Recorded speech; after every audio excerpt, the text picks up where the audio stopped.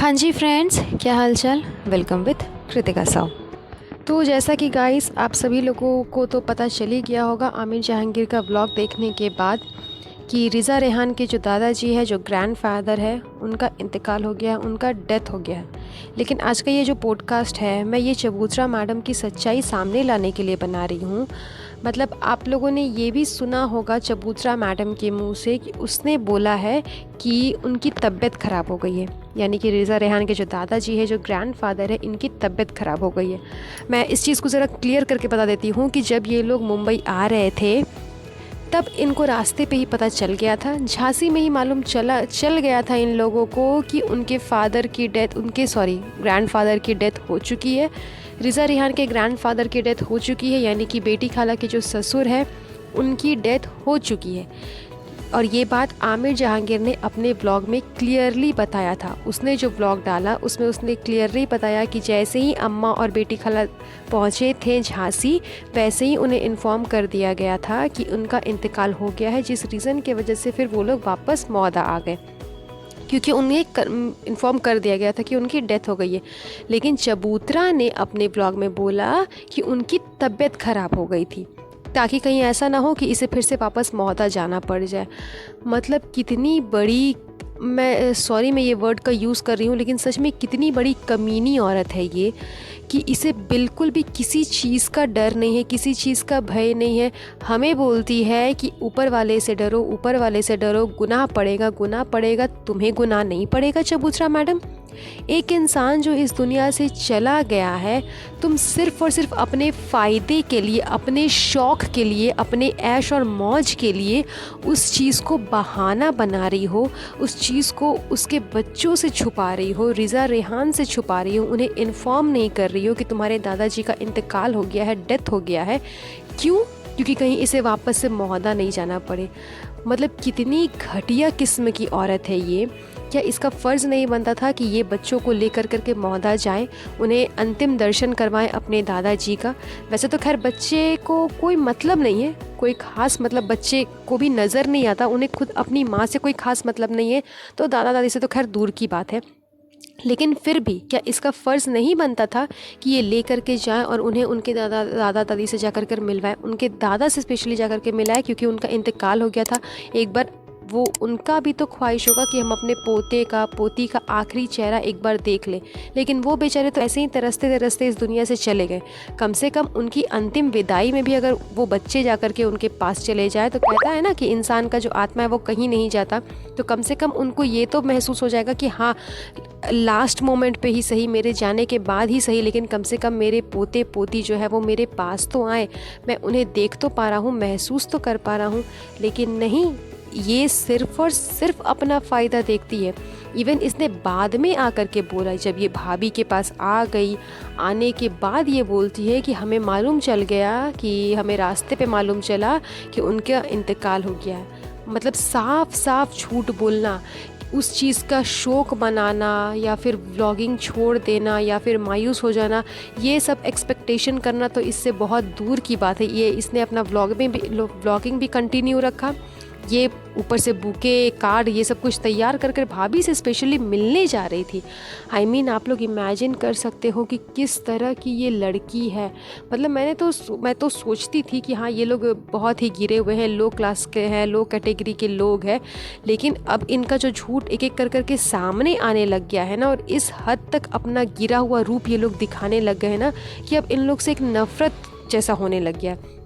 मुझे तो 100% नेहा फैज़ी की सारी बातें सच लगती है। जिस तरह से वो बोलती है ना कि ये लोग अपना असली चेहरा छुपा करके रखते हैं और अपने आप को एक आइडियल फैमिली लोगों के सामने प्रेजेंट करते हैं कि हम एक आइडियल फैमिली है, एक आइडियल हम रिलेशनशिप को बहुत अच्छे से निभाते हैं, बड़ों की बहुत रिस्पेक्ट करते हैं। जनाब ने जो टैगलाइन लगाया, जो डायलॉग लगाते हैं ना वो अपने ब्लॉग के एंड में, कि बड़े से प्यार करिए, उसके साथ में वक्त बिताइए, हंसी मजाक करिए, ये जो डायलॉग जनाब मारते हैं, ये सच में सिर्फ़ और सिर्फ फेक है। और ये नेहा फैज़ी की बात से बिल्कुल साफ एकदम क्लियर होती है कि ये लोग अपने आप को एक आइडियल फैमिली बताने का, दिखाने का सिर्फ़ और सिर्फ लोगों के सामने ढोंग करते हैं, क्योंकि यही ढोंग कर करके मैडम साहिबा ने बिग बॉस जीता और यही ढोंग कर करके लोगों का व्यूज़ इन्हें मिलेगा, जिसके वजह से ये पैसे छाप पाएंगे। लेकिन इन्हें अपने अंदर आत्मा से बोला जाए ना कि परिवार के प्रति प्यार क्या होता है, बड़े बुजुर्ग के प्रति प्यार, अपनापन क्या होता है, वो तो इनसे दूर दूर तक आप ऐसा कोई नाता नहीं है इनका, इनके फैमिली के तरफ बिल्कुल भी नहीं। इसने अपनी दादी, जनाब ने अपनी दादी के इंतकाल पे तो खुद गए नहीं। अब रिज़ा रिहान के दादाजी का भी इंतकाल हुआ है, तो वहाँ भी उन बच्ची को लेकर के जाने का नहीं, लेके जाना तो दूर का बात है, उस बच्ची को तो इन्फॉर्म भी नहीं किया गया। वो बच्ची तो हंस खेल रही है चुपचाप से घर में, उसे तो पता भी नहीं कि क्या हुआ नहीं हुआ।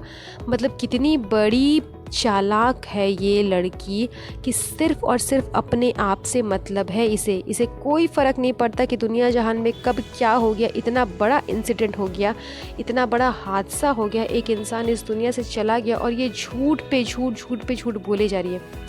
मुझे तो डाउट होता है इन अंधभक्तों पे कि क्या इन अंधभक्त इतने ज़्यादा अंधे हो गए हैं कि इसे नज़र नहीं आता, इन लोगों को नज़र नहीं आता इनकी हरकतें। साफ साफ आमिर ने कहा है, बताया है कि इन्फॉर्म कर दिया गया था जब ये लोग झांसी में थे, उसी समय इन्फॉर्म कर दिया गया था। यही रीज़न है कि बेटी, खाला और अम्मा जो है वो वापस चली गए। और ये साफ साफ झूठ बोल रही है कि नहीं उनका तबीयत ख़राब था। अगर उनकी तबीयत ख़राब था ही तो जाहिर सी बात है कि बेटी, खाला और अम्मा मुंबई आने के लिए कभी रेडी होते ही नहीं। अगर उनका तबीयत ख़राब होता तो ऐसी हालत में छोड़ करके उनको उसके बाद कोई मुंबई आता ही नहीं।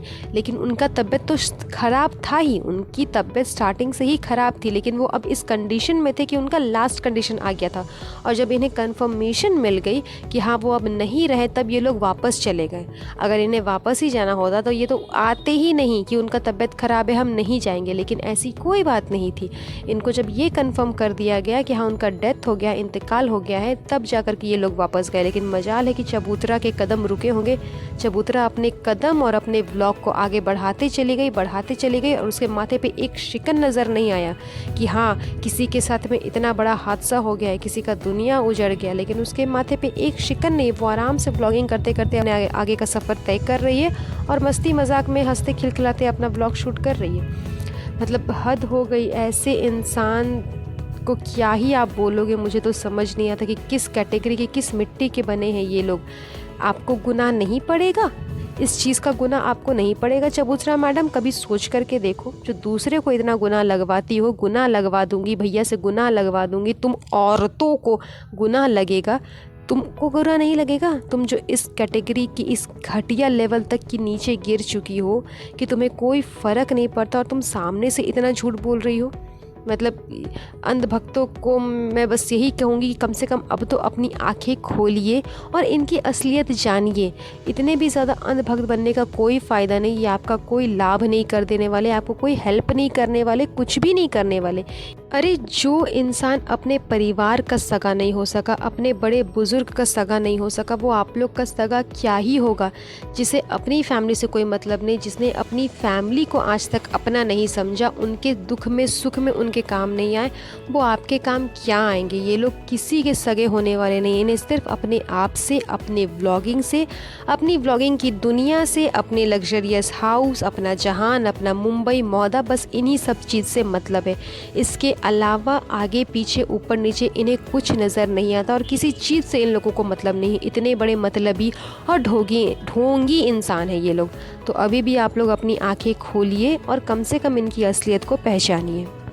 तो चलिए आज का ये पॉडकास्ट हम बस यहीं पर एंड करते हैं। आप लोग मुझे प्लीज़ कमेंट करके बताइएगा कि आप लोगों को ये पॉडकास्ट कैसा लगा।